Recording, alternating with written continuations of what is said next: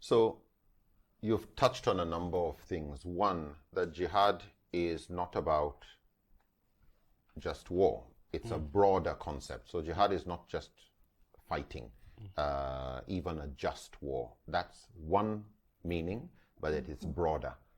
You've touched on the issues to do with justice.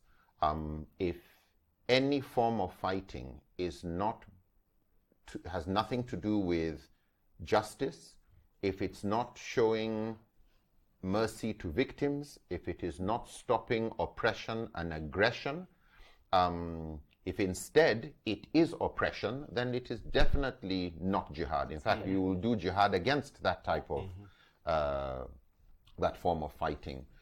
You've also touched this issue of, what I think nearly every Muslim has memorized, La ikraha fi din. There's no compulsion in religion. Jihad is never about fighting people to coerce them to accept Islam. Repeat after me, please repeat after me. I believe in love and peace.